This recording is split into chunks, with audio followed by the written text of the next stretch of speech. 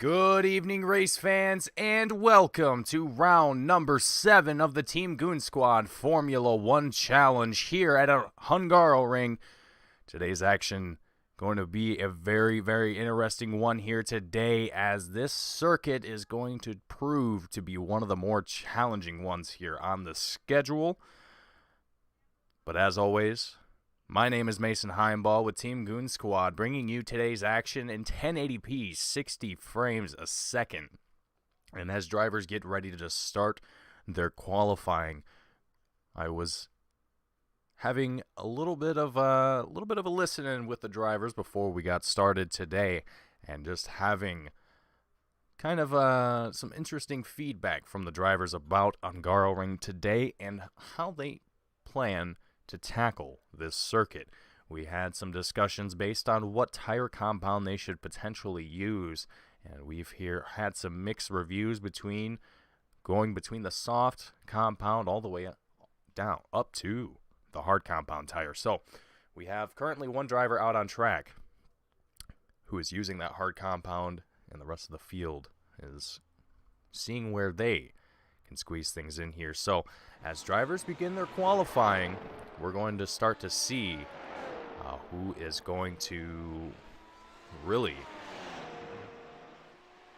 take home the win for today at Hungaroring in both the feature and the sprint race. And as we're looking currently with Daniel Beauchamp in the 451, returning after a 2-week hiatus. So great welcome back to the 451 of Daniel Beauchamp, our current, I believe, our still points leader in the series. So great to see that the 451 has made his return back and is completing his first timed lap here around Hungaroring. And as well as the rest of the field here as well. A few other drivers going to be making their way around the track as well for their first time around. Alex Roggenbuck in the number 70 machine going to be taking his first time lap as well. Daniel Beauchamp going to be coming down into pit road to make some changes to that 451. But Alex Roggenbuck here in the number 70 machine, and if you're looking down at the bottom of your screen at the qualifying time, and just looking at the qualifying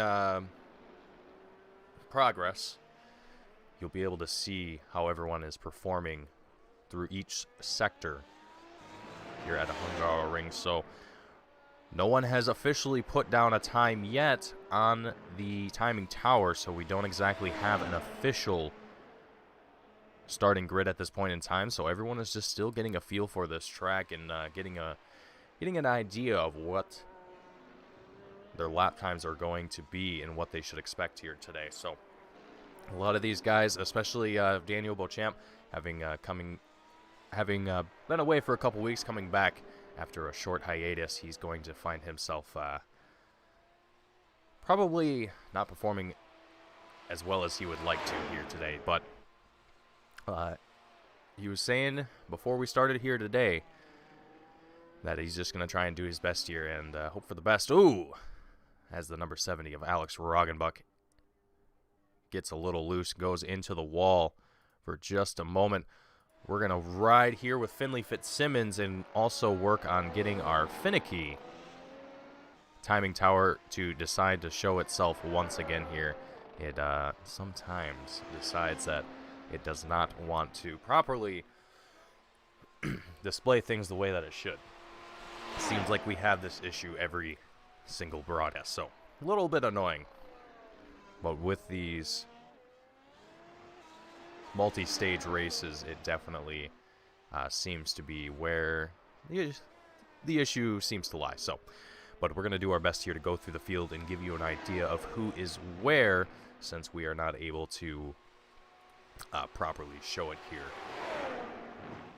for you guys watching the broadcast, as the number 6 of Finley Fitzsimmons gets just a little bit into the sand, causes himself to go into the wall. Excuse me. I was fighting that for quite some time, but David McKenna in the number 14 machine going to be putting down his first time now. Right now, the only drivers that it looks like have put down official times, Corey Sabo in the number 4 machine, His best time was going to be a 1:15.88. And as I say that, Daniel Beauchamp in the 4.51 sets down a best lap time of 1:15.66. So about 0.2 of a second difference between those two drivers in the 4.51 and the number 4.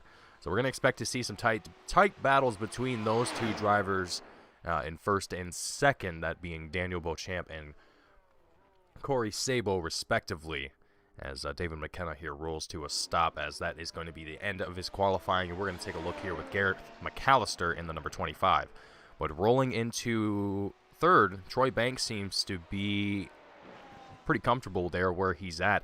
He's got a 1:16.91, excuse me, as his best lap around. So he's going to place himself third on the grid, followed by David McKenna, Andrew Neri, and Alex Roggenbuck. There's still two other drivers that have not officially put down a time yet, so they have not officially placed themselves on the grid. Finley Fitzsimmons being one of those drivers who we saw just a moment ago have a little bit of an issue and find himself right into the wall, just where Gareth McAllister actually just passed.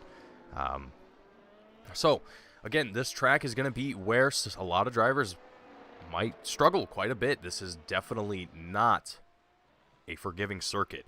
This is going to have a lot of challenges, both managing your tire wear and really utilizing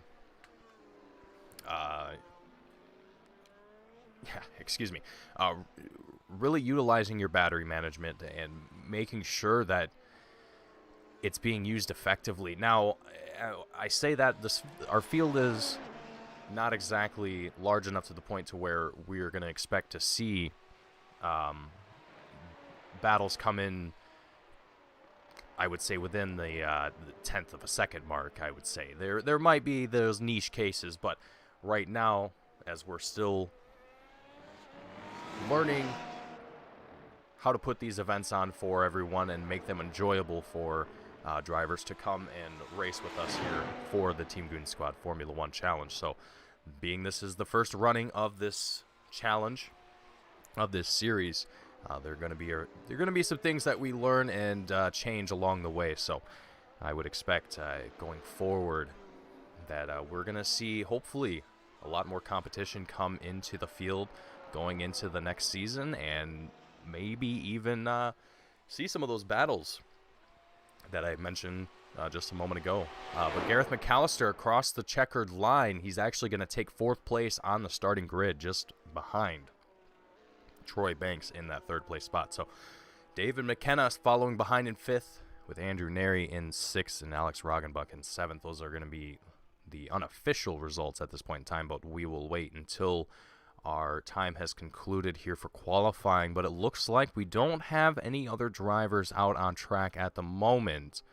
so I don't expect to see anyone else come out on track here.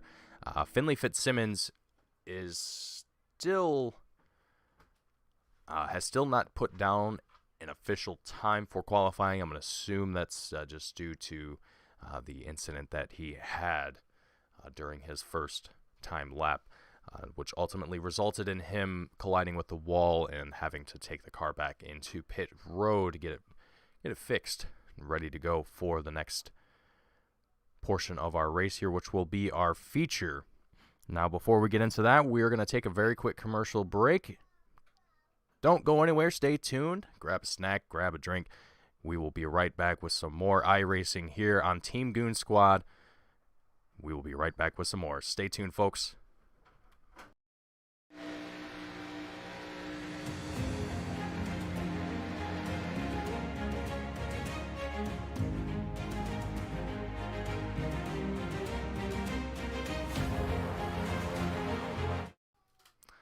And, of course, right as I say that, we are going to be gridding here, so ignore the commercial break, folks. We're going to be rolling right into our feature race for today. Daniel Beauchamp starting out in first place in that 4.51 machine, with Corey Sabo from Ohio in the United States in that number 4 machine starting out in second on the first row. Troy Banks in that number 8 machine, reigning from Georgia, in third place. Gareth McAllister, the native Australian in that number 25 machine, starting in 4th place. Rounding out that second row, David McKenna, the Canadian, in that 14 machine, starting out in 5th place with Andrew Neri in that 654 machine in 6th place. Rounding out the third row, Alex Roggenbuck, the German, in the 70, starting out in 7th place with Finley Fitzsimmons, the fellow Brit of Daniel Beauchamp, going to be starting out in 8th place in that number 6 machine. That's going to be our starting grid for today's race here at Hungaroring. And I expect things here to get very dicey very quickly here. We've already seen quite a few interesting things happen in both practice and in our qualifying here as well. So I would expect some things to happen here right off the start of our race here. But as drivers get ready to start the race, following behind our safety car for the night, and we actually have an official iRacing safety car, so that's surprising to see here as well. But Daniel Beauchamp and Corey Sabo starting out on that outside row, that is, gotta say, that is very interesting to see. Having Daniel come back after a 2-week hiatus, and he was expecting not to start out too well here. He is looking very promising right off the gate as the green flag flies. As we come across the checkered line, Daniel Beauchamp doing a great job getting away from this field right off the start. Troy Banks in the number 8 machine in 3rd place. Going to be following behind Corey Sabo in that number 4 machine. You can kind of already see the field is kind of spread out here just a little bit, but Andrew Neri in that 654 looks like he was on the outside of that number 14 of David McKenna there for just a second. Doing great job there, keeping it clean, staying on the outside here. Still working on getting our timing tower to fix itself here and allow us to get this rocking and rolling here once again with a little bit more clean views. Everything else seems to be working though, so we'll just keep going as we rock and roll here through the broadcast. But Andrew Neri, as we follow along here in that 6th place position, doing great work. It looks like someone had a little bit of a moment there. Alex Roggenbuck possibly getting a little loose for just a second there. But Gareth McAllister in that 4th place spot right now. He's getting, there we go. Now we're getting things fixed up here, folks. Apologies for that. It took the broadcast software just a moment for itself to figure out what was going on here. But Gareth McAllister in that 4th place spot right now. He's got the Brit, Finley Fitzsimmons, in that 6th machine right on his tail, getting very, very close to the 25. And there he goes round the inside, actually, of the 25. Gareth McAllister in the 6 just takes it away for that 4th place spot. Gareth McAllister having to sacrifice that position, unable to defend it, as Finley Fitzsimmons is a very strong competitor here in this series, so I'd almost expect that from a driver like Finley Fitzsimmons. But David McKenna looks like he had a moment going off track according to software, but he is looking to still be going, rocking and rolling here. He's down 2 positions from where he started in that 5th place spot. So the 14 machine not having a great start to the race here, starting on those soft tires as well. And speaking of compounds here, you can see Andrew Neri in that number 6 machine there on the timing tower itself. The only driver here opting to go out on track here with those hard compound tires. So very interesting to see some of the strategies here. Daniel Beauchamp currently leading this race is on those softs, and then you can see the next 3 drivers behind them are all on those mediums.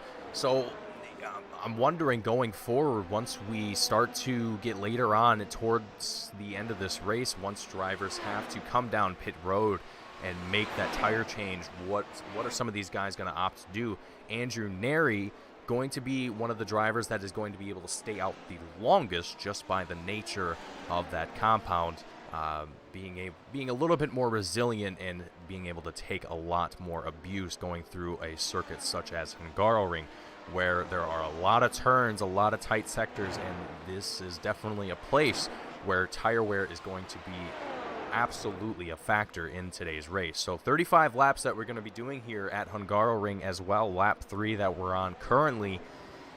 It's going to be a long shootout for these guys, and it's going to be an interesting battle, I think, because of just the complexity of this circuit and how many opportunities there are for drivers to make mistakes. And so far, everyone is doing a pretty good job, despite I think the initial worries that that some drivers were possibly expecting going into this race here. But right now, it looks like Andrew Neri here is going to be on the chase of the 14 of David McKenna, and it looks like he might even be able to get to the rear once he's within that 1 second mark of the driver ahead of him. Regardless of who it is, he's able to utilize DRS. Now that's going to open up that rear wing, and that's going to allow him to gain a little bit more speed and catch up to the 14 of David McKenna here, who he is currently chipping away at that gap, doing great work here.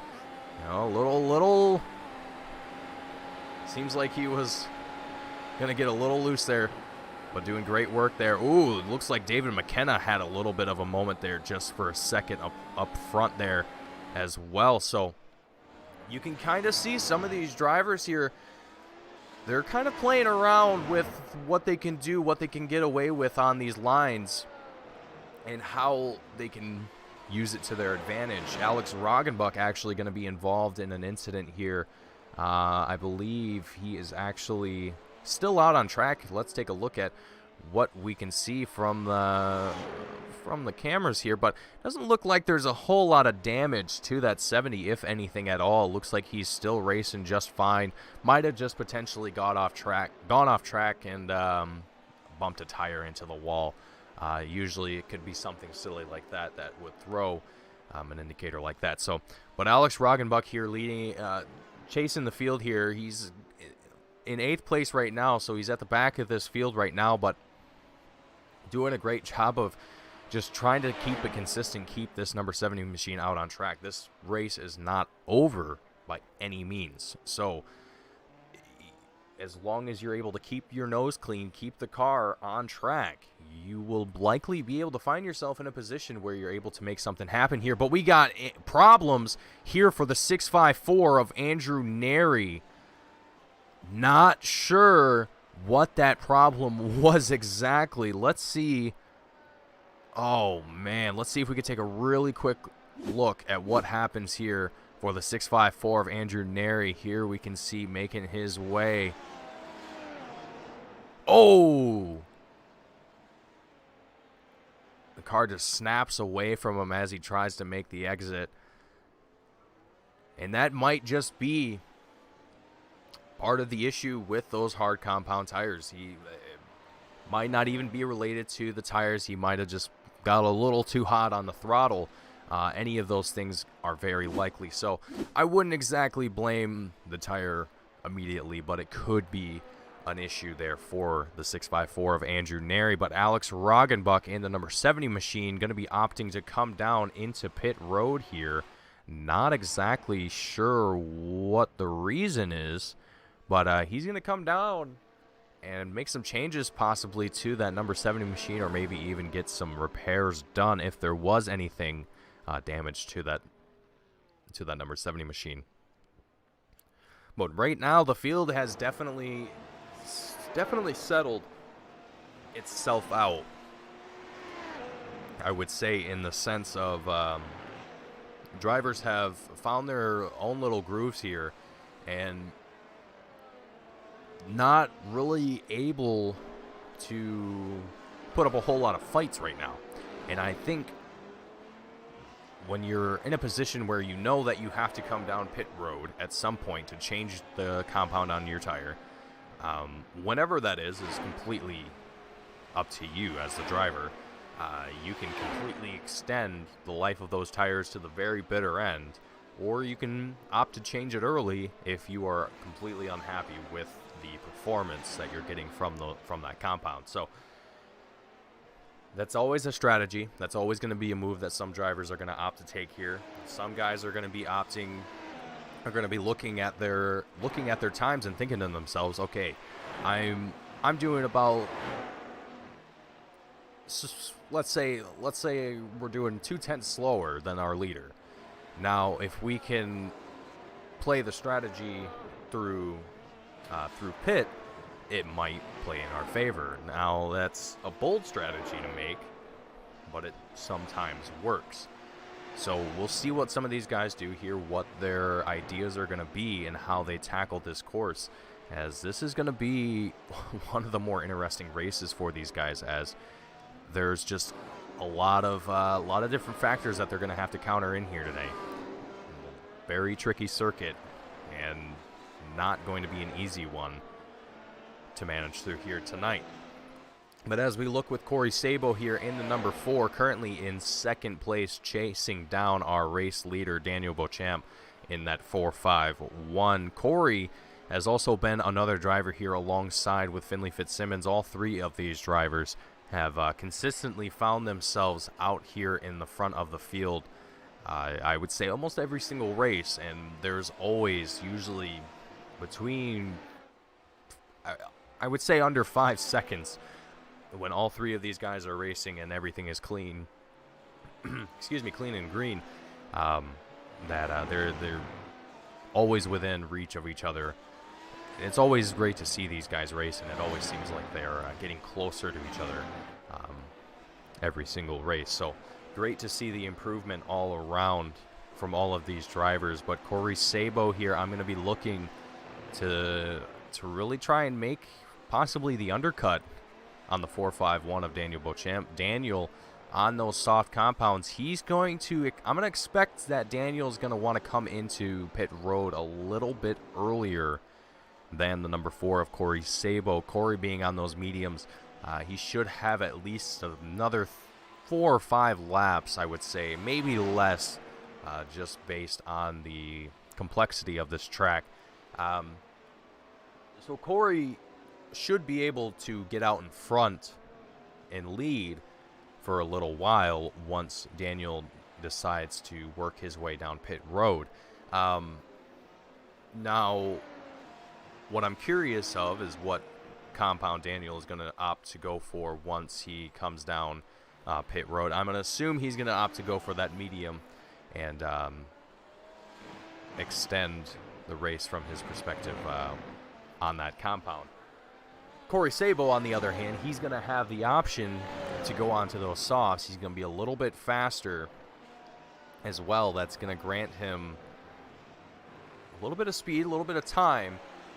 Is it going to exactly work in his favor? I couldn't exactly tell you, but we could see that happen here. We might even potentially see Corey, any of these drivers, really make a mistake and find themselves out of the feature or the sprint race, or whatever one we happen to be in at that point in time. But Daniel Beauchamp, unexpectedly, for me at least, coming down pit road, lap 10 of 35. Now, I'm thinking about it here, actually, doing a little bit of numbers here in my head. That actually does make sense. This is a lengthy circuit, and those soft compound tires, they have the least amount of lifetime on them as far as how many times you can take them around the track before you have to get a new set put on, as they will be practically undrivable.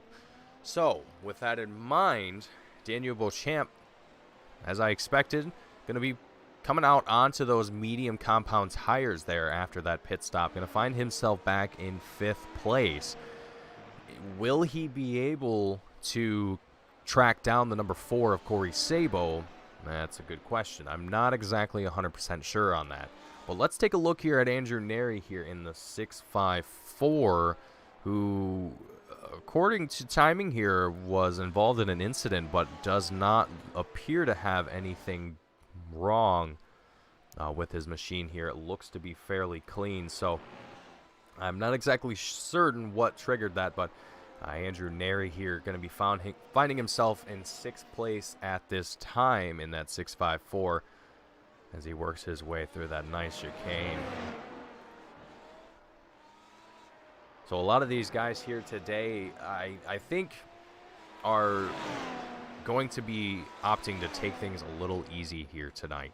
They're not going to want to push things too aggressively and find themselves completely out of the race. We saw last week that same thing happened, and practically half the field was found out of the race before it was even halfway over, which right now, all of our drivers are out on track. There's one driver that is currently a lap down, but every driver that has showed up today is here and is racing, and that's great to see. I love to see every driver make it to the end and try and do their best, regardless of where they place or where they finish. Every effort is worth something. So all of these guys have they've all done an excellent job here of staying green, and I say that coming from an oval perspective, that was the wrong term to use here for a Formula One race, but these guys have kept this race from going full course caution this entire race. That's a great thing to see. I don't think there is enough cars for that even to become an issue in the first place, but there's always that potential that someone might send it just a little bit too hard. So always got to keep an eye out for that. But Daniel Beauchamp making moves here in fourth place as he passes the 25 of Gareth McAllister to take that fourth place position. So Daniel going to be on the hunt here, but he is going to have a lot of work ahead of him. Now, I want to mention here too, this strategy that Daniel is taking here, having gone into pit road, that was lap 9, that he came down pit road and got onto these medium compounds. This might actually put him in a very good position. Now, looking at times here, I'm hearing all sorts of noises that I shouldn't be able to hear, but anyway, with Daniel only being roughly 21 seconds away from our race leader Corey Sabo in that number 4 machine, if he is able to keep up his current lap time. Now, if you're looking at the bottom part of your screen here, you'll see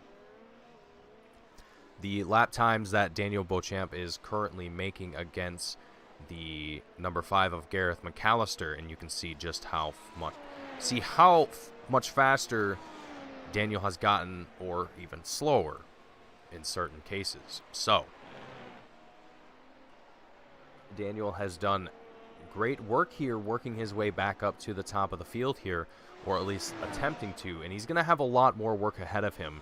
If we're looking towards the number 8 of Troy Banks, who's currently in 3rd place, you can see that Daniel is a little bit faster in some of these laps. We saw last time around lap 12 that he was actually considerably slower, about 2 seconds off pace from what he was probably like to be. So I'm sure that Daniel is still getting back in the groove of things as well. Again, he is back from a 2-week hiatus, so he's getting back in the feel of the car, and ultimately probably this is his first race since he's been back. I would have to assume probably not. But either way, he's getting the feel for that 4.51 again, and trying to do his darndest to get back up here to our race leaders, who again, they have almost taken away this field.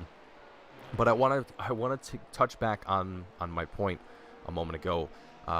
Daniel Beauchamp, if he's able to continue his pace to the leader of Corey Sabo, where it's right now he is currently faster than everyone else in front of him, so he's slowly but surely chipping away at that gap. Once Corey Sabo comes down into pit road, that should give Daniel plenty of time to work his way past the number 4 and retake the lead. That should, I almost predict that is what is going to happen, and I almost am certain that Daniel Beauchamp Beauchamp expects that as well. So we'll keep an eye here. We'll see what exactly happens, as Gareth McAllister is also going to come down into pit road here now as well. Lap 15 of 35, just before the halfway mark. Gareth McAllister also on those soft compound tires as well. I'm a little intrigued by that as well. Bearing that, knowing that Daniel came down pit road so early, but again, Daniel is probably going to be looking to take the undercut here. But speaking of making moves, Daniel Beauchamp behind the number 8 of Troy Banks here. We're going to get a nice view as he attacks the number 3 position holder of Troy Banks, working his way through this sector very cleanly, very nice, staying right on the tail of that number 8 machine, doing fantastic work here as well. Let's get a look here from the rear of Troy Banks as Daniel Beauchamp attacks the number 8 here. And oh no, Troy going a very wide there. That's going to open the door for Daniel Beauchamp, and that's going to give the 451 the number 3 spot. So again, Daniel is slowly but surely chipping away at this field here, retaking that lead, and also just opening up that gap. Now, as I say that, Daniel's actually gotten a little bit slower since this battle here with Troy has ensued, but now that Daniel is back in that clean air, he doesn't have anyone else around him to really worry about, other than now tracking down the number 6 of Finley Fitzsimmons, who we just barely saw in that last camera angle there for just a moment. So Daniel is going to still be on the hunt to retake this lead here. Troy Banks having put up a little bit of a fight here with the 451 of Daniel.